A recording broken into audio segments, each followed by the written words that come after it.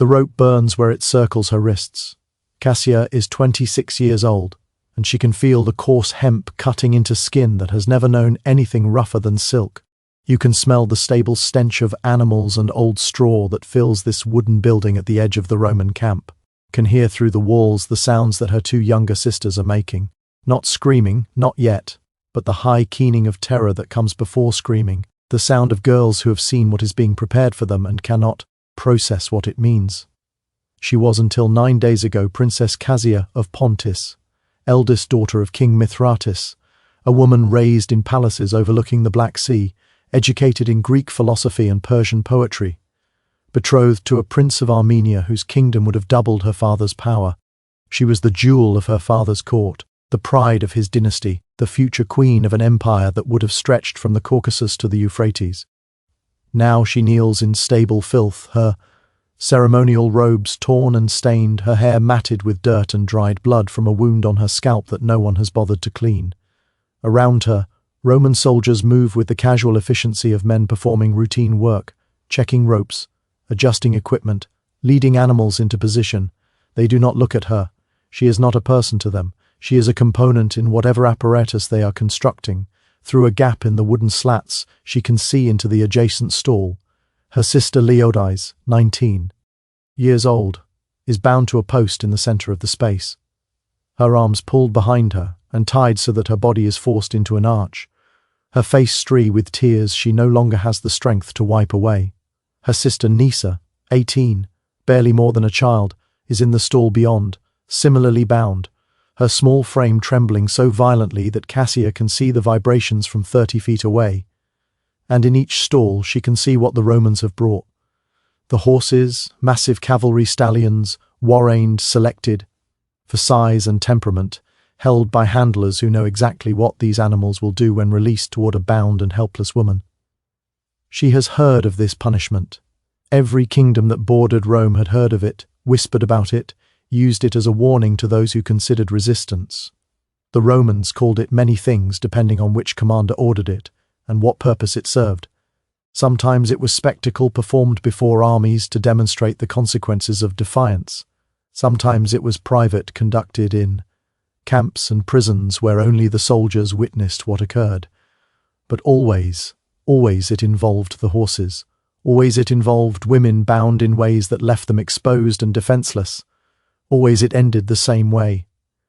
Her sisters are to be subjected to this.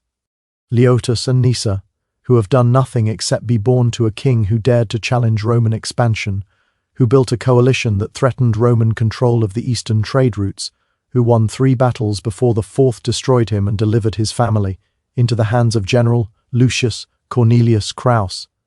Crassus, she memorizes the name, adds it to the mental ledger she has been keeping since capture. The names of officers, the hierarchy of command, the patterns of authority that govern this camp.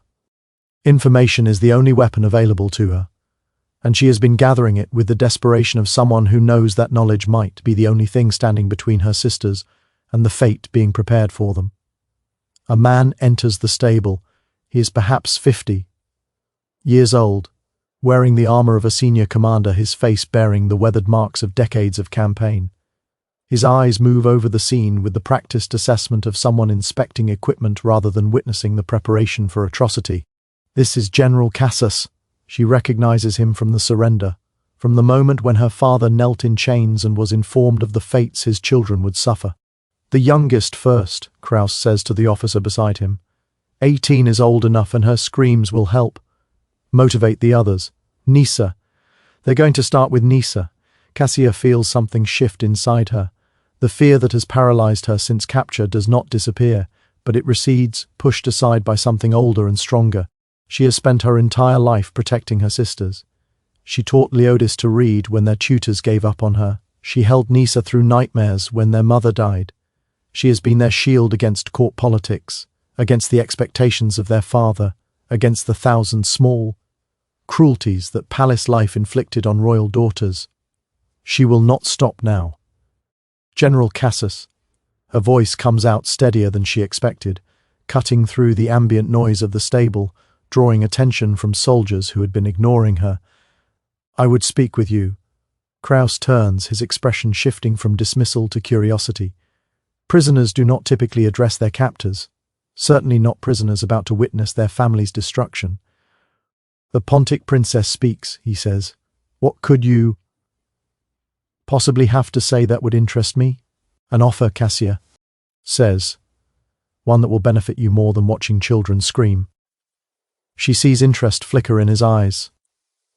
Romans are pragmatic above all else. Even cruelty serves purposes for them.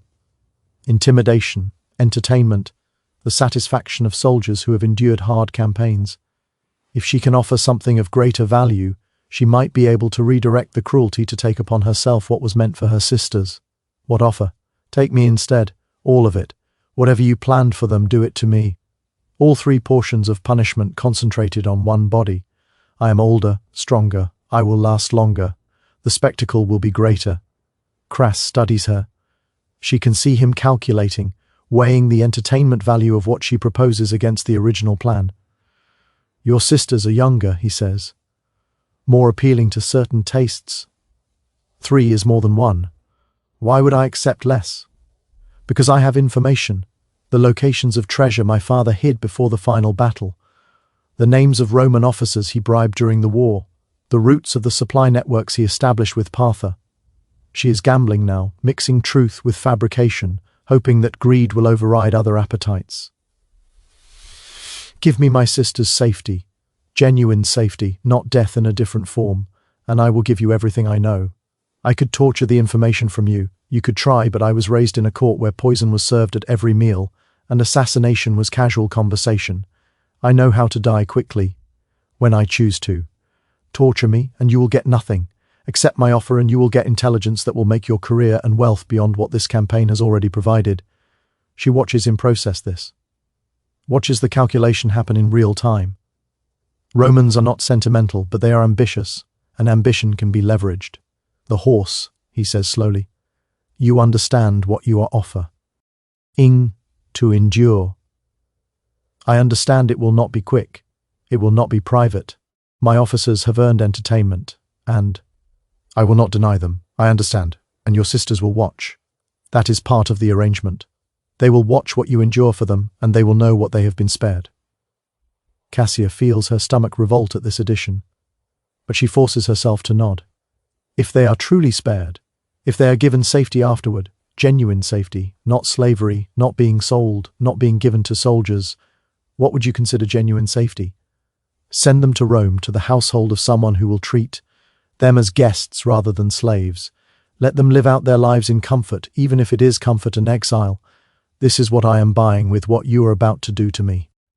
Kraus is silent for a long moment. Then he smiles, and the smile is worse than anything she has seen from him so far. You love them, he says. Truly love them. That is rare in royal families.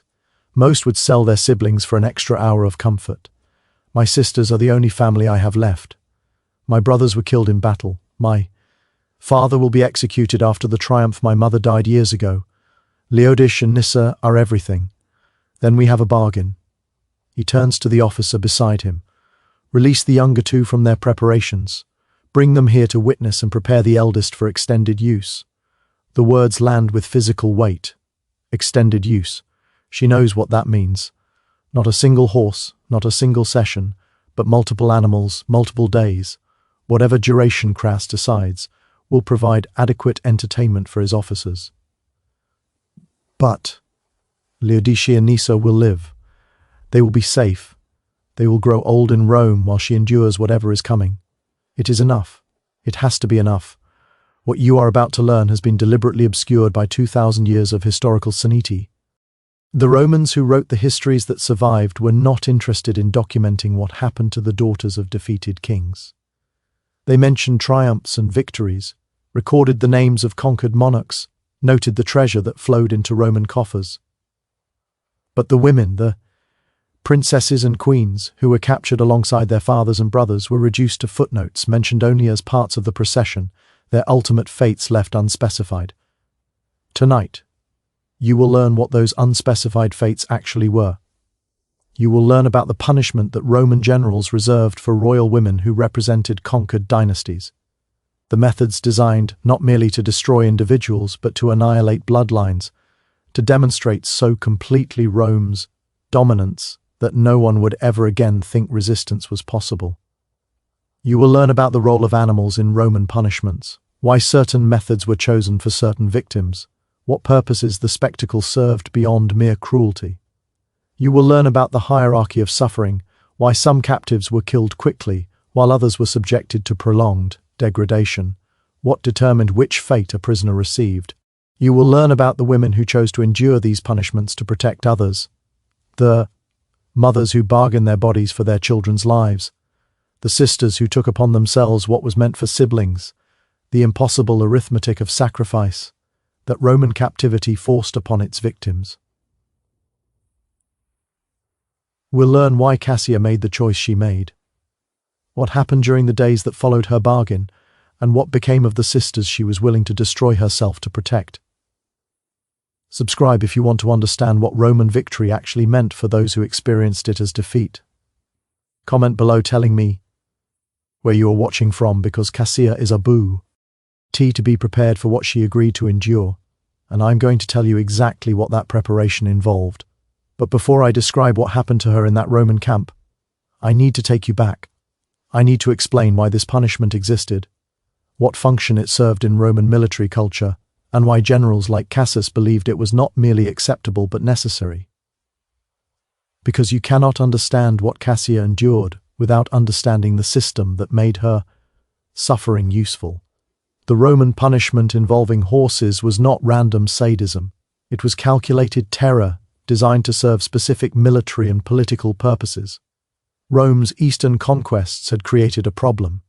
The kingdoms of Asia Minor, Pontus, Bithynia, Cappadocia, Armenia were not like the tribal societies Rome had conquered in Gaul and Hispania. They were sophisticated civilizations with long histories, established dynasties, populations that remembered independence and resented subjugation.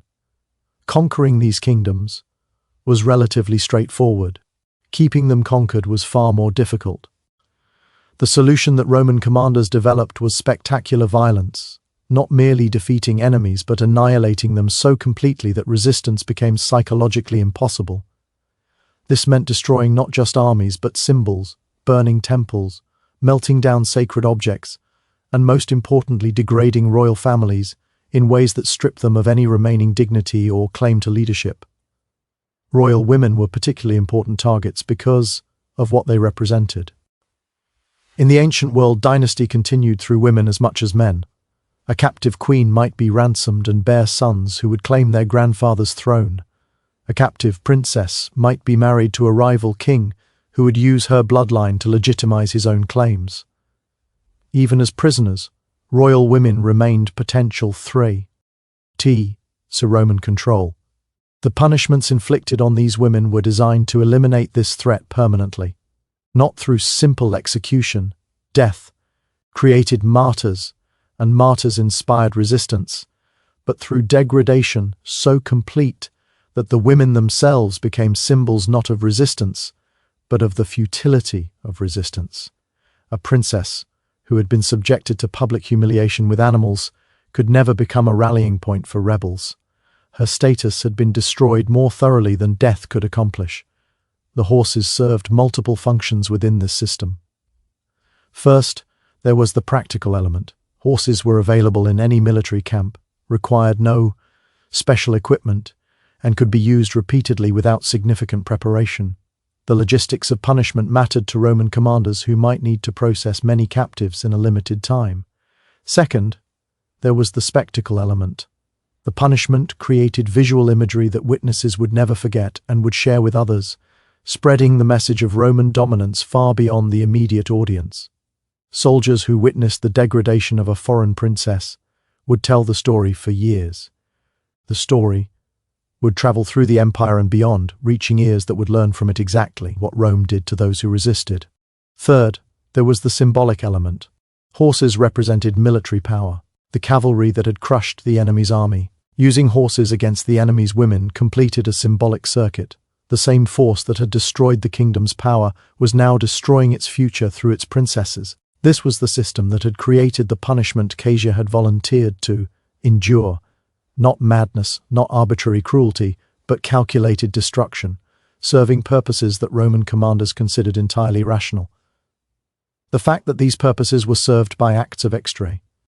Violence against defenseless women was not considered a moral problem. The women were enemies. Their suffering served Rome. Roman morality did not extend protection to those outside the boundaries of civilization, and enemy kingdoms, by definition, were outside those boundaries. Now let us return to the stable where Cassia has made her bargain, and the preparations for fulfilling it are beginning. The soldiers approach her with ropes and implements she does not want to examine closely. They are professional, efficient, their movements suggesting they have done this before, perhaps many times. One of them cuts away her ruined ceremonial robes with a knife that passes close enough to her skin that she can feel the cold of the blade. Another begins the process of binding her in the position required for what is coming. Wait. The voice is not Cassia turns her head and sees a younger officer, perhaps 30, wearing the insignia of a tribune. He is watching the proceedings with an expression she cannot read, not the eager anticipation of the other officers, not the professional detachment of the soldiers performing the work. "General," the tribune says, addressing Cassus. "A word, if I may." Kraus gestures impatiently. The tribune approaches and speaks in a low voice that Cassia strains to hear. "The intelligence," she mentioned the hidden treasury locations. "If she dies too quickly, or if her mind breaks before we can extract the information, we lose that value."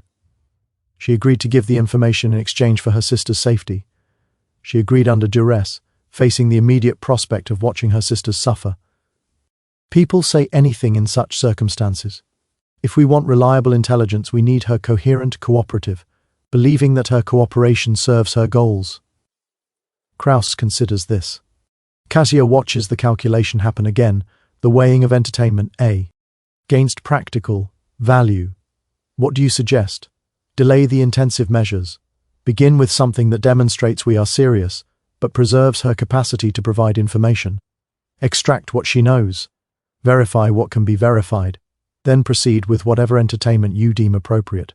And her sisters, keep them safe, but keep them present. Her cooperation depends on believing we will honor the bargain. If we harm them before she's given us everything, she has no reason to continue cooperating. Cassus nods. Slowly. "You make a reasonable argument, Tribune. What is your name?" "Marcus Antonius Priscus." "You have a future in command, Priscus. You understand that cruelty should be purposeful, rather than merely satisfying." He turns to the soldiers. "Hold the preparations, move the princess to the officers' quarters. We will extract her intelligence before proceeding with the entertainment." Cassia feels a complex wave of emotion relief that the immediate horror has been delayed. Terror at what intensive measures still implies, and something else when she looks at the tribune who intervened, not gratitude exactly. She is not naive enough to think he acted from kindness, but recognition perhaps. Recognition that he is someone who calculates, who thinks beyond immediate satisfaction, who might be useful. She files his name away. Marcus Antonius Priscus. Another piece of information for her ledger. The officers' quarters were a tent at the center of the camp, furnished with the comforts that senior Romans expected, even on campaign. Cassia sat on a stool before a table where Tribune Priscus had arranged writing materials, papyrus, ink, a map of the region that she recognized as reasonably accurate. Her sisters had been taken to a different tent, guarded but not bound, with orders to keep them comfortable. She had seen them briefly as she was led across the camp. Led. His face still tear-streaked but no longer frozen in terror. Nisa clinging to her sister's arm with the desperate grip of a child who has seen too much. They were alive. They were safe for now. Everything else she could endure. "The hidden treasury," Priscus said. "Start there." Cassia had spent 9 days preparing for this moment. During the journey to the camp, during the hours of captivity before the stable, she had been constructing a web of truth and fiction, real information mixed with plausible lies, designed to keep her valuable as long as possible. "My father had 3 primary treasury locations," she began. "The first was at Copy in a Vault beneath the Temple of Poseidon. This one the Romans have already found. I know because I saw your soldiers loading the gold onto ships during my transport. Priscus nodded. This was verifiable information establishing her credibility. The second was Adam Misos in a cave system 3 miles east of the city. The entrance is concealed behind a waterfall. Inside there are approximately 400 talents of silver and 200 talents of gold, plus gems that have not been appraised. You know the exact location? I visited it twice with my father. I can draw a map. She took the pen and began sketching, her hands steady despite the terror still coiling in her stomach. The treasury at Amisos was real. Her father had shown her the location as part of her education in dynastic resources. Giving it away felt like betrayal, but betrayal of a kingdom already destroyed was a small price for her sister's survival. And the third is more complicated. Here she began weaving in the fiction. My father established it in cooperation with Parthian allies in a location east of the Euphrates. I know the general region but not the specific site.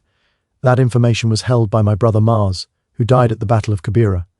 Priscus studied her. You are say, the third treasury may be beyond recovery. I am saying that recovering it would require negotiation with Partha, which may be more valuable to Rome than the gold itself. I know the names of the Parthian officials my father worked with. I know the terms of their agreements. This intelligence could be used to approach them or to expose them to their own king as Roman sympathizers. She was improvising now, building structures of partial truth that would take time to verify or disprove. Every day spent verifying was a day her sisters remained safe, a day she remained valuable, a day the worst punishments remained delayed. The bribed Roman officers, Priscus said. You mentioned those as well. I did, but that information is more sensitive. If I give you names and those officers learn they have been exposed, they become dangerous. To you, to General Cassius, to anyone who might testify against them. You are bargaining. I am protecting my value. Once I have given you everything, I have nothing left to trade. My sister's safety depends on my continued usefulness. Priscus looked at her with something that might have been respect. You were smarter than most captives. I was raised to rule a kingdom. I was educated by the finest tutors my father could hire. I speak 6 languages, understand 3 systems of law, and have read more history than most of your senators. She met his eyes directly. I'm exactly as smart as you would expect a princess of Pontus to be. The question is whether you are smart enough to use that intelligence rather than destroy it. A long silence. Then Priscus smiled, and the smile was not cruel, merely calculating. I will speak to General Cassius, he said. Continue working on the map to Amisos. We will resume tomorrow. He left her alone in the tent. Guards posted outside, but no one watching her directly. She continued drawing the map, making it detail. Enough to be useful, accurate enough to withstand verification. And while she drew, she thought about Marcus Antonius Priscus, about what he wanted, about how she might use him to protect her sisters. He was ambitious. She had seen it in the way he had interrupted Cassius, inserting himself into a situation where he had no official role. He wanted advancement, recognition, the career benefits that came from association with successful commanders. She could give him those things. The intelligence she possessed could make his career, if he was the one who delivered it to Rome. If she could bind his interests to her sister's survival, she would have a protector whose motives were not kindness, but self-interest, far more reliable than any kindness could be. It was the beginning of a strategy, the beginning of hope. The days that followed established a pattern that Cassia learned to navigate. Each morning she was brought to the officers' quarters to provide intelligence.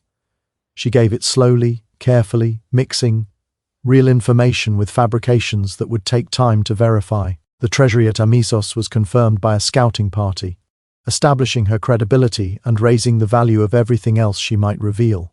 The Parthian connections proved interesting enough that messengers were sent to Rome requesting guidance on how to proceed. Each afternoon she was permitted to see her sisters. These visits were monitored but not prevented.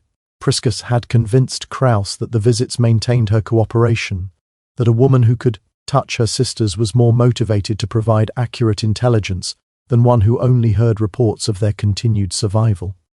Leota and Nisa were being held in a tent near the camp's edge. guarded but not mistreated.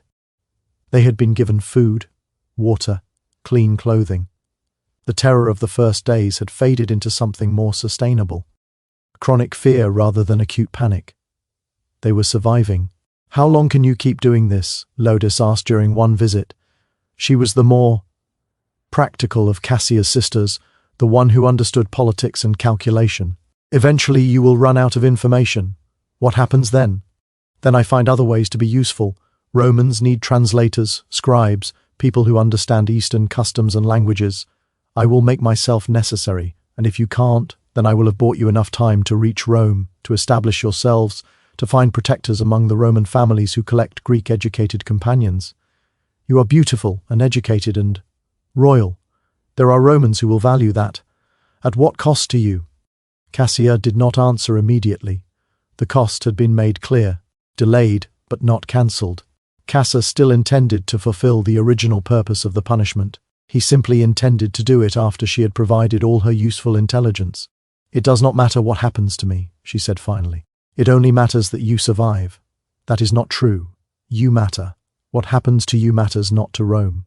And we are in Rome's power now. We must think like Romans, calculate values, weigh costs, accept trades that preserve what is essential, even at the price of what is dear." Nisa, who had been silent during this exchange, suddenly spoke. "I don't want to survive if it means you suffer. I would rather die with you than live knowing what you endured for us." The words hit Cassia like a blow. Her youngest sister, the one she had protected since infancy, was offering to share her fate rather than accept salvation at its price. "No, Cassia," said, her voice harder than she intended. "You do not get to make that choice. I have already made it for you. You will survive. You will grow old. You will remember me as someone who loved you enough to do what was necessary. Why? And you will not waste that gift by dying out of misplaced solidarity." Nisa began to cry. Cassia held her, stroking her hair, murmuring the same comforting sounds she had made when Nisa was a child with nightmares. But the comfort she offered was different now. It was not reassurance that everything would be fine. It was the harder comfort of accepting that everything would not be fine. That survival required enduring what could not be changed. 3 weeks into her captivity, Caesia received unexpected news. Tribune Priscus came to her quarters with an expression she had not seen before. Not calculating, not professional, but something that looked almost like excitement. "Orders from Rome," he said. "The Senate has taken an interest in your intelligence about Partha. They want you transported to Rome for further interrogation." "Interrogation?" "A formal inquiry. Senators will question you about the Parthian connections, the eastern trade routes, everything you know about the political situation beyond the Euphrates. If your information proves valuable, there will be rewards. Not freedom exactly, but improved conditions. Status as a source rather than a prisoner." Cassia processed this. Transportation to Rome would mean leaving the camp, leaving the immediate control of Cassus, entering a different system with different rules. "My sisters, they will travel with you. The Senate specified that your cooperation depends on their well-being. They understand the arrangement. And General Cassus, he had plans for me." Priscus's expression shifted slightly. "The general has been informed that your intelligence value exceeds your entertainment value. He is not happy, but he is Roman enough to accept senatorial authority. He will find another way to hurt me, perhaps, but not immediately, and not here. In Rome, you will have other protectors, other interests competing for your value. The immediate danger has passed." Cassia should have felt relief. Part of her did feel relief, but she had learned to distrust good news, to look for the traps hidden within apparent salvation. "What do you gain from this?" she asked Priscus. "You arranged this. You intervened with Cassus. You advocated for my value. You sent communications to Rome that prompted this interest. What is your purpose?" Priscus looked at her, with something approaching admiration. "You truly do understand politics. I was raised in them. I gain advancement. The senator who is most interested in your Parthian intelligence is a patron of my family. If I deliver you to him as a valuable source, my career benefits. If your information proves accurate, my judgment is vindicated. If it helps Rome's Eastern strategy, I share in the credit.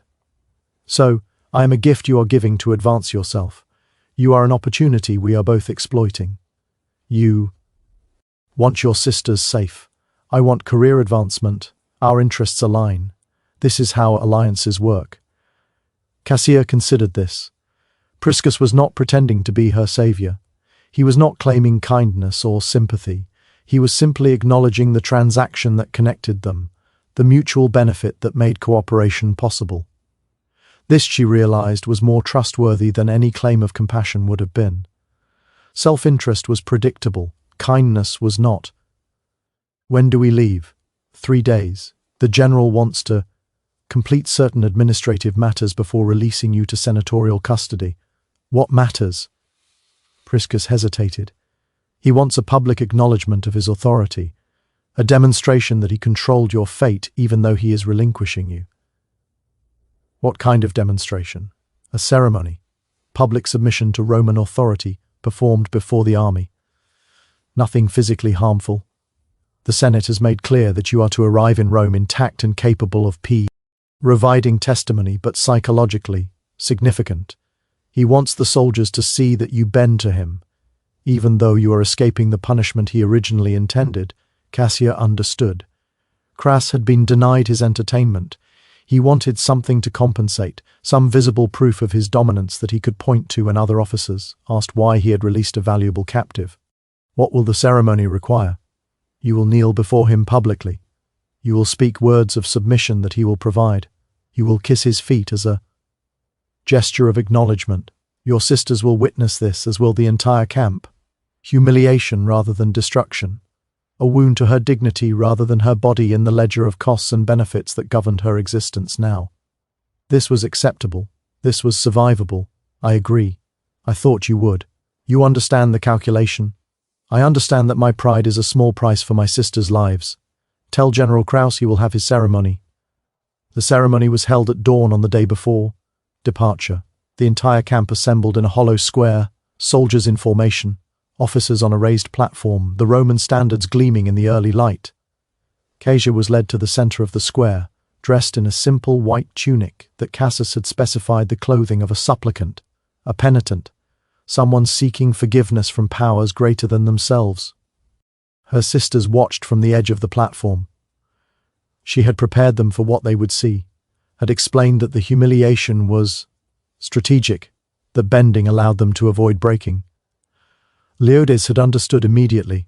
Nyssa had wept but had promised not to interfere. General Cassus stood at the front of the platform, his armor polished, his expression satisfied.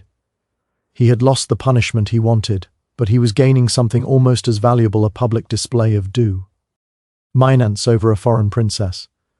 Proof that Rome's power reduced even royalty to groveling submission. Princess Cassia of Pontus, he announced, his voice carrying across the silent square. You stand before Rome as representative of a kingdom that defied Roman authority, that challenged Roman power, that dared to believe it could resist Roman will. Your father is in chains. Your brothers are dead. Your kingdom is a Roman province. And you, the last heir of your dynasty, come before us to acknowledge the truth that your family refused to accept. He paused, letting the words settle over the assembled soldiers. Speaker submission. Cassia had been given the words the night before. She had memorized them, practiced them, stripped them of emotional weight so that she could speak them without breaking. I, Cassia of Pontus, acknowledge that I have no kingdom, no throne, no authority except what Rome permits. I acknowledge that my life continues at Rome's pleasure, that my family's survival depends on Rome's mercy, that everything I was and everything I might have been belongs now to the Senate and people of Rome. The words tasted like ash, but she spoke them clearly, audibly, giving Crassus the performance he required. Kneel, she knelt. The ground was hard, pebbles pressing into her knees through the thin fabric of the tunic. Lower, she prostrated herself, forehead touching the ground, arms extended toward the platform where Crassus stood. Approach, she crawled forward on hands and knees, the position of a supplicant, a slave, an animal. The soldiers watched in silence, some with expressions of satisfaction, some with discomfort that they quickly suppressed. She crawled until she Reach the base of the platform, until Cruce's boots were directly before her face. Complete your submission, she kissed his feet, leather and dust, and the sour taste of humiliation that she would car. Wry for the rest of her life. She kissed them as her sisters watched, as 1,000 Roman soldiers watched, as the sun rose over a camp where she had almost been destroyed and was instead being degraded in ways that would be remembered, discussed, laughed about in the years to come, and then it was over. Kraus stepped back, his satisfaction visible. Rome accepts your submission, he announced. You will proceed to Rome to serve the Senate as they require. Remember what you have done here today. Remember that you live because Rome permits it. She was lifted to her feet by soldiers who handled her impersonally, returned to her sisters, whose faces showed the horror she had warned them to expect. She did not cry. She did not show any emotion that might suggest the ceremony had affected her. Inside, she added this to the ledger. Another cost paid, another day survived, another step toward whatever safety might be possible for her sisters in the capital of the empire that had destroyed everything else they had known. The journey to Rome took 6 weeks. Cassia and her sisters travelled with Tribune Priscus and his escort, moving through a landscape that shifted gradually from eastern frontier to Italian heartland. They passed through provinces where the conquest of Pontus was already being celebrated, where their father's name was spoken as an example of barbarian arrogance, where news of the coming triumph spread excitement through populations eager for spectacle. The triumph.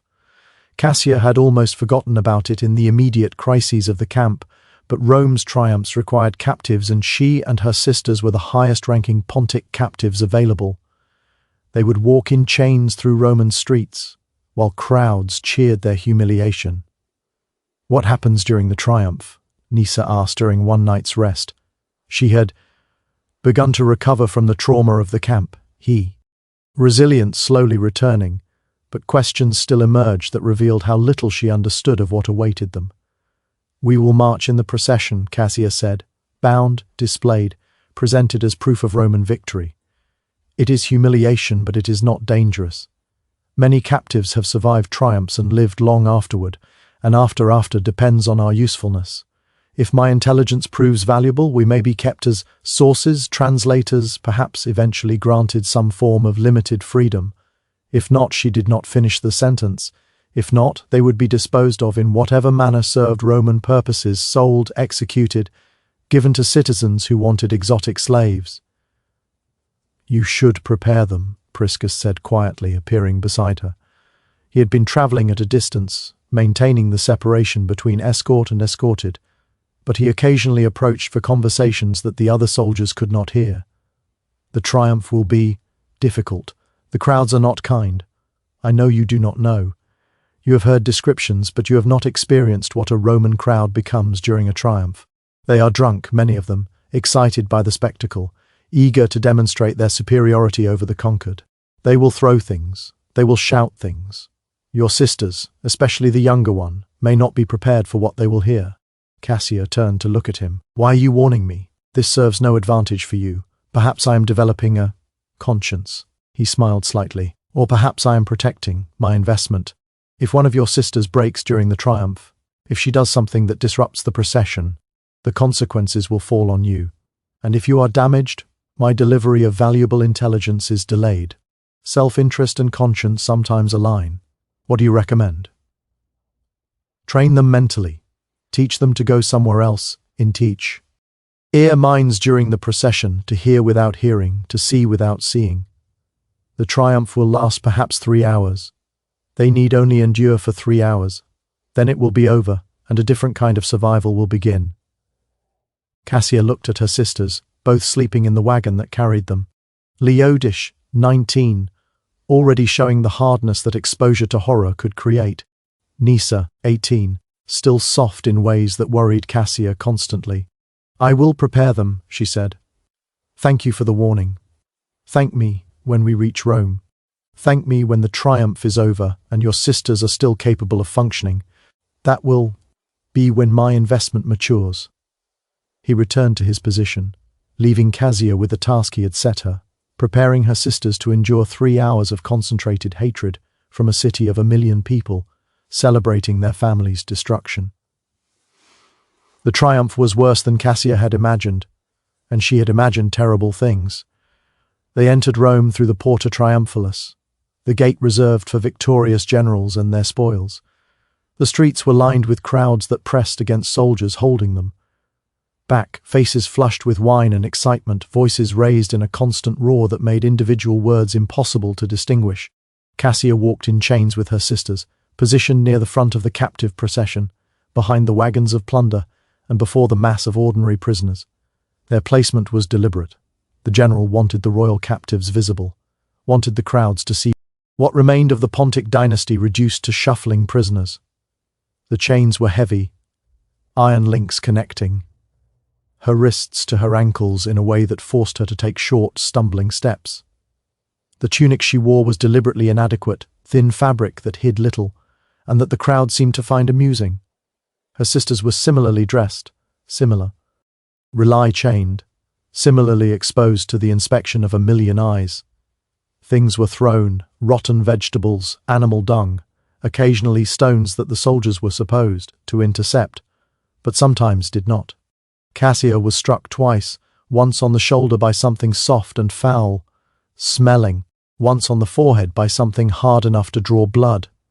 She kept walking. The shouts were worse than the projectiles, the things the crowd called her, the things they promised to do to her sisters, the graphic descriptions of punishments that some voices screamed with obvious enthusiasm. She had prepared Leodish and Nisa for this, had taught them the technique Priscus had suggested, retreating inside, hearing without processing, surviving the moment without being destroyed by it. But preparation could only do so much. Halfway through the procession, as they passed the forum, where the crowds were densest, Nisa stumbled and fell. The chains made it impossible to rise gracefully. She sprawled on the paving stones, and the crowd roared with delight at this display of foreign helplessness. Cassia moved immediately. The chains connecting her to her sisters gave her just enough range to reach Nisa, to crouch beside her, to help her rise. A soldier approached with a whip, ready to encourage faster movement, but Cassia placed herself between the whip and her sister. "She walks, or I do not walk," Cassia said, "and if I do not walk, your general loses his prize captive, and someone will answer for it." The soldier hesitated, calculating. The procession was slowing, the crowd's attention focusing on this small drama. Finally, the soldier lowered his whip and gestured for them to continue. Cassia supported Nisa for the rest of the procession, half carrying her sister through streets that seemed endless, past crowds that never tired of their hatred. Leodish moved to her other side, lending what support she could, the three of them forming a unit that moved together, supported each other, refused to be separated. This was what Cassia was protecting. Not just their lives, but this. The connection, the sisterhood, the love that the Romans were trying to destroy along with everything else. As long as they could still support each other, they had not been completely defeated. The triumph ended at the Temple of Jupiter Capitol, Linus, where General Kraus received the formal acknowledgement of his victory. The captives were led away to holding cells beneath the temple, while the celebration continued above them. In the darkness of that cell, with her sisters pressed against her on either side, Cassia allowed herself to feel what she had suppressed during the procession. The humiliation, the degradation, the raw hatred of a million voices wishing her harm. It crashed over her in waves, and for the first time since her capture, she wept. But she wept silently. Her sisters needed her to be strong, needed her to represent hope that survival was possible. She would not burden them with her own despair. When morning came, she would be strong again. When morning came, she would face whatever the next phase of captivity required. For now, in the darkness, she could grieve for everything they had lost. The years that followed the triumph were a different kind of survival. The Senate's interest in Cassia's intelligence proved genuine and sustained. She was housed in the residence of Senator Marcus Caecilius Rufus, the patron of Priscus's family, in conditions that were comfortable by captive standards. She had her own room, servants who attended her, food that was adequate and sometimes better than adequate. Her sisters were kept with her, the three of them forming a small Pontic household within a Roman mansion.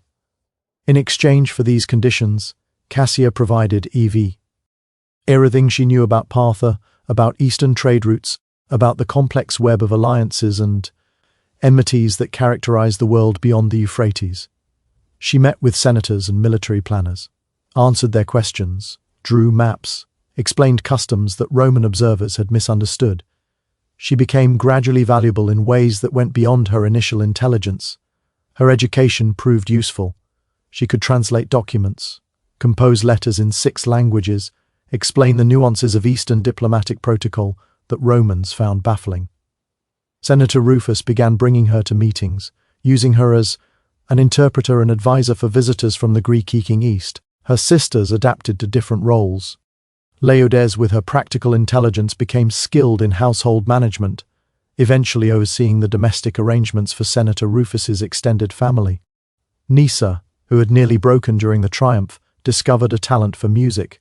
Her voice and her skill with the lyre made her a valued entertainer at the dinners where Roman elites gathered. They were not free. They were captives living comfortable lives at their master's pleasure, their survival dependent on continued usefulness. But they were alive, they were together, and each year that passed without disaster seemed to confirm that the worst was behind them. Tribune Priscus, now Legate Priscus, his career advancing exactly as he had planned, visited occasionally. His relationship with Cassia had evolved into something difficult to categorize.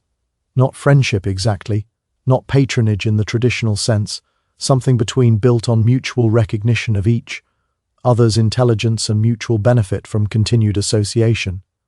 "You have done well," he observed during one visit 5 years after the triumph. "Many captives in your position are destroyed within the first year. You have not merely surveyed, but established yourself." "I have established my usefulness," Cassia corrected. "That is not the same as establishing myself." "Perhaps not. But usefulness is what Rome values. You have learned to provide it. I learned because the alternative was watching my sisters destroyed. Every skill I have developed, every service I have provided has been for them." Priscus studied her. "You truly made that bargain in the camp when Kraus intended the punishment. You would have endured it." "Yes. Do you regret that it was not necessary?" "Some would say the uncertainty of delayed punishment is worse than the certainty of immediate suffering." Cassia considered the question. She had thought about it many times over the years, wondering what would have happened if Priscus had not intervened, if her intelligence had not proved valuable, if the original purpose had been fulfilled. "I do not regret avoiding the horses," she said finally. "But I do not consider myself saved either. I have traded one form of destruction for another. The punishment Kraus intended would have destroyed my body. The survival I have achieved has required destroying other parts of me. My pride, my identity as a princess, my sense that I control my own existence. I am intact physically but hollowed out in other ways. That is more honest than most people are capable of being. I have no reason to be dishonest with you. You know what I am. You helped create what I am. We can speak plainly to each other because we are both complicit in my transformation." Priscus did not dispute this. The transaction between them had never been disguised with pretensions of nobility. "I may have an opportunity for you," he said, "a chance to establish something beyond usefulness. Interested? Tell me." "Senator Rufus has no heirs. His children died in a plague 3 years ago, and his wife did not survive the grief. He is considering adoption, Br. Inching someone into his family to continue his line. He has mentioned your sister Laudus as a possibility." Cassia felt something shift in her chest. Adoption would make Leodes a Roman citizen, would give her legal status, property rights, a future that did not depend on continued usefulness to masters. Why would he do this? He has grown fond of her, and he is practical. Adopting a captive of royal blood connects his family to the Eastern networks he relies on for trade. Her knowledge of Pontic customs, her connections to families that remember the Old Kingdom. These have value. He would be acquiring an asset as well as a daughter. What would this require of Ledis? Marriage to a man of his choosing, eventually management of his household, production of heirs to continue his line, the normal expectations of a Roman daughter, and Nisa and me. Nisa would remain in the household as part of Leodes's entourage. Your situation is more complicated. You are the original source of intelligence, the one the Senate values. Transferring you from senatorial access to a private family would require negotiation. But it would be possible eventually if Leodis's adoption proves successful. If the arrangement works as intended, there may be opportunities to expand the family's collection of Eastern experts. He paused. I am not promising anything. I am identifying possibilities. Why are you telling me this? What do you gain? I gain a contact in an influential family. If Leodis is adopted, her gratitude toward the person who facilitated it toward me becomes an asset. And if you eventually join the household, your intelligence-gathering capabilities remain accessible through a different channel. He smiled slightly. Everything I do serves my interests. You know this, but sometimes my interests align with your well-being. Cassia absorbed this. It was not salvation. It was another transactio. Another trade of values. Another step in the complex dance of survival that had governed her existence since the camp. But it was hope. Real hope for the first time since capture. The possibility that her sisters might achieve something beyond mere survival, might become Romans rather than remaining captives, might have futures that did not depend on continued usefulness. Tell me what I need to do, she said. The adoption of Leodis took 2 years to arrange. There were legal complications. Roman adoption law had not contemplated the adoption of foreign captives of royal blood. There were social complications. Other families objected to Senator Rufus elevating a barbarian princess to Roman citizen status. There were political complications. Some senators worried that giving citizenship to members of a defeated dynasty might create precedents that would be exploited later. Cassia navigated these complications with skills she had never imagined developing. She cultivated relationships with influential wives, providing fashion advice and cultural knowledge that made her valuable in the feminine networks that influenced Roman politics from behind the scenes. She provided intelligence that helped Senator Rufus's allies in their various schemes. She became gradually a presence in Roman society that was difficult to categorize but impossible to ignore, and she protected her sisters throughout. When a rival family attempted to have Leodis accused of practicing Eastern magic, Cassia produced evidence that discredited the accusers. When a young Roman noble developed an unhealthy interest in Nyssa, Cassia arranged for him to be distracted by a different target. When rumors circulated that the Pontic sisters were spies for Partha, Cassia fed counter-rumors that positioned them as valuable assets that Rome could not afford to lose. She had become, without quite intending it, a PO. In her own right. Not the power of a princess, not the formal authority she had been raised to expect, but a different kind of power, the power of someone who understood systems, who could manipulate them, who had learned to survive by making herself necessary. The adoption was finalized in the spring of her 33rd year. Cassia watched as Leodis, now Celia Leodis, took the formal vows that made her a Roman citizen. She watched as her sister received the ring that marked her new status, as she was presented to Roman society as a daughter rather than a captive. Nyssa wept through the ceremony. Cassia did not. She had learned to suppress visible emotion years ago. But she felt something loosen in her chest that had been tight for 7 years. One sister saved, one transformation complete. Leodis would have a future now, would marry a Roman, would bear children who would be citizens by birth, would live a life that was not defined by the catastrophe that had destroyed their family. One down, one to go. Nyssa's transformation took a different form. She had no interest in adoption, no desire to become Roman in the way Leodis had. Her identity remained Pontic, her heart still connected to a kingdom that existed only in memory. But she had developed skills that Rome valued. Her musical abilities had made her famous in circles where such things mattered. Cassia helped her negotiate a different path. Rather than adoption into a family, Nyssa became a professional musician under the patronage of a consortium of wealthy families who wanted exclusive access to her performances. She was not a citizen, but she was not a slave either. She occupied a grey zone in Roman society, a foreign artist whose talent placed her above the normal categories. She lived independently, eventually in a small house purchased with earnings from her performances. She never married. Roman law made marriage between citizens and non-citizens complicated, and she never found a man worth the complications. But she lived well, performed widely, and achieved a form of freedom that Cassia had not imagined possible, when they first arrived in chains. The younger sister Cassia had carried through the triumph. The girl who had nearly broken under the weight of that humiliation had become a woman who could stand on her own. 2 sisters saved, 2 transformations complete. Only Cassia remained trapped in the role she had created for herself. The intelligent source, the advisor, the useful captive whose value kept her safe but also kept her bound. The final transformation came in Cassia's 40th year. Senator Rufus died of a fever, and his estate passed to Leodish and her husband Gas Caecilius Metellus. Cassia had been prepared for this transition, had spent years building relationships that would survive the senator's death. But Rufus's passing also created an opportunity that had not existed before.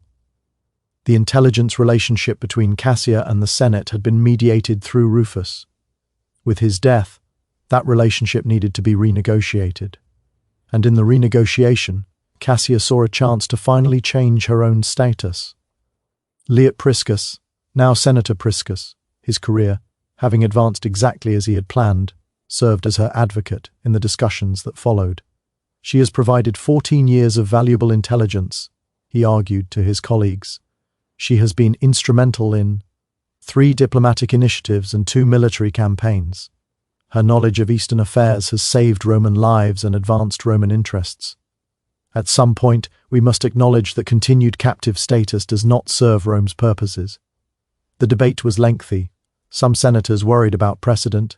Others wanted to maintain leverage over Eastern contacts who knew Cassia was technically still Rome's property. But Priscus had built alliances carefully, and the alliances held.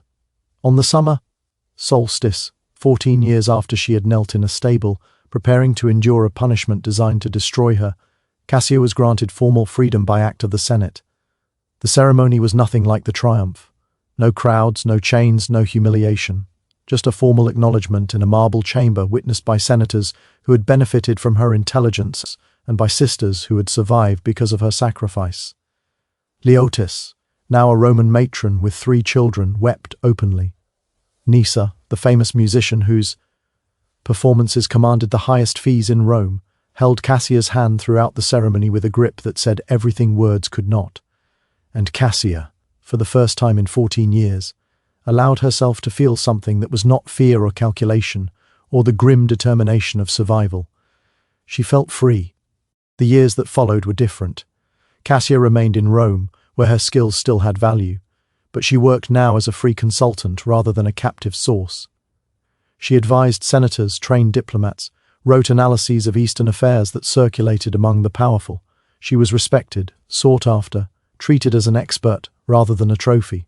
She never married. The years of captivity had left marks that did not show on the surface, but that made intimacy impossible to contemplate. She had given too much of herself away, had sacrificed too many parts of her identity to have anything left for a husband or children, but she had her sisters. Ledus's children called her aunt and visited regularly, filling her house with the noise and chaos of family she had never expected to have. Nysa performed at her dinner parties, their childhood connection transformed into adult friendship, the girl she had protected now, a woman she genuinely enjoyed. And she had the Cain knowledge of what she had achieved. Not triumph, not glory, not the restoration of her family's kingdom, but survival, transformation, the successful protection of the people she had been willing to destroy herself to save. In her 63rd year, Cassia fell ill with a fever that the physicians could not treat. She knew with the clarity that approaching death sometimes brings that she would not recover. Her sisters came to her bedside. Leodis, now a grandmother herself, gay-haired and dignified in the Roman manner she had adopted. Nysa, still performing despite her age, still bearing the grace that had made her famous decades ago. "You saved us," Leeds said in that camp when you bargained yourself for us. Everything that came after the triumph, the adoption, the careers, the children, all of it began with your choice. I did what any sister would do. No, you did what only you could do. You saw the opportunity, you calculated the risks, you made the sacrifice. We are alive because you were willing to endure things that should have destroyed you. Nysa took her hand. Do you regret it? Any of it? Cassia considered the question. She thought about the stable in the camp, the ceremony before the army, the triumph through Rome's streets, the years of providing intelligence to people who saw her as a tool rather than a person. "I regret that it was necessary," she said finally. "I regret that we were born into a world where my choices were so limited, where sacrifice was the only way to save what I loved. But do I regret choosing to protect you? No. I would make the same choice again 1,000 times every time." She died that night with her sisters holding her hands in a house she owned in a city that had learned to respect her. The funeral was attended by senators, diplomats, the children and grandchildren of people she had advised over decades. Her eulogy was given by a senator who had known her since the camp, who had watched her transform from captive to advisor to free woman. "She survived," he said, "because she understood that survival required sacrifice. She protected her sisters when no protection should have been possible. She served Rome while never forgetting who she had been. And she achieved in the end a dignity that those who conquered her kingdom could not have imagined granting to its princess." Ledish and Nisa stood together at the funeral the sisters she had saved, the purpose that had sustained her through 14 years of captivity and 23 years of freedom. They lived long after her. Leodish died in her 82nd year, surrounded by children, grandchildren, great-grandchildren who bore Roman names but knew the story of their Pontic heritage. Nisa lived to 90, performing until her voice finally failed, a legend in Roman musical circles whose origins as a captive princess had been half forgotten by those who celebrated her art. But they never forgot Cassia. They told her story to their descendants, passed down the memory of what she had done, ensured that her sacrifice would be remembered long after the Senate's records had been lost. The princess who saved her sisters, the captive who protected what she loved, the woman who bargained with monsters and won. Remember Cassia, remember the princess who knelt in stable filth and offered herself for her sisters' lives. Remember that when she was presented,